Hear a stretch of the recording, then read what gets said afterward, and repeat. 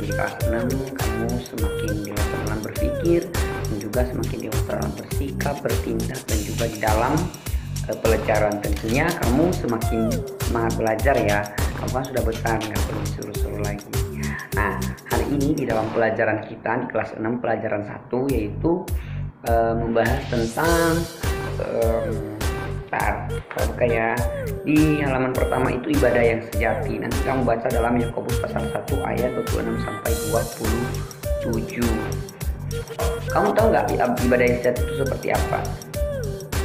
Nah, ibadah yang sejati itu sini, Bapak kasih tahu dulu ya. Kata ibadah sering kali salah artikan oleh orang-orang di sekitar kita, atau semua orang yang beribadah itu sering menyalahartikan ibadah bahwa ibadah itu mereka berpikir ada ibadah di gereja, duduk diam di gereja, bernyanyi dan membaca Alkitab. Tentunya tidak. Justru ibadah itu memiliki arti yang sangat luas sekali. Ibadah itu dalam kehidupan kita sehari-hari dan dalam setiap kegiatan-kegiatan kita sehari-hari.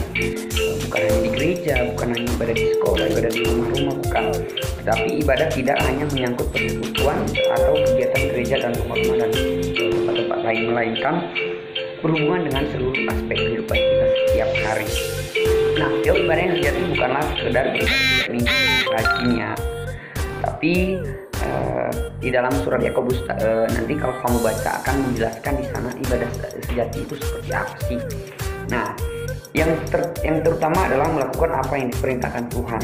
Itulah yang dimaksud oleh Rasul Paulus ketika menjelaskan pengertian ibadah dalam Roma pasal 12 ayat 1 sampai 2.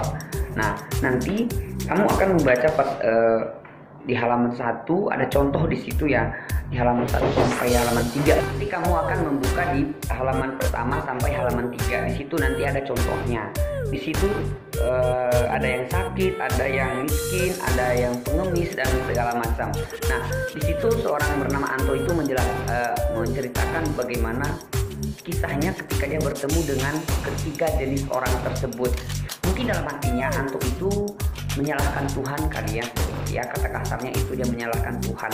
Tetapi sebenarnya yang harus disalahkan siapa? Kan Tuhan menciptakan manusia itu di dunia ini. Semua ada maksud, semua ada tujuannya, ya kan? Nah, Tuhan menciptakan kamu, Tuhan menciptakan saya itu untuk menolong orang lain. Oke, kamu bisa berpikir bagaimana kalau dia pura-pura miskin? Bagaimana kalau dia itu cuma malas bekerja aja?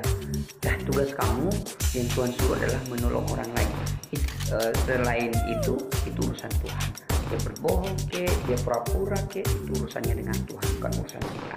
Jadi nanti kamu akan membaca di situ. Nah, di situ di halaman 3 nanti ada solve out. Nanti kamu buka di situ ya, di halaman 3 itu nomor 1 dan nomor 2. Terus ada juga di bagian B-nya itu nomor 1 dan nomor 2. Nanti tolong kamu jelaskan itu. Jadi maksudnya gini, kamu membaca Roma pasal 12 ayat 1 sampai 2. Terus kamu juga baca Yakobus pasal 1 ayat 26 sampai 27. Setelah itu, kamu harus setelah kamu baca, temukanlah pengertian ibadah menurut kedua surat tersebut, Roma dan Yakobus. Ibadah menurut Roma seperti apa? Ibadah menurut Yakobus itu seperti apa? Kamu tulis yang bagus ya tulisnya. Terus kedua, berikan contoh ibadah dalam kehidupan sehari-hari yang bukan dengan Roma.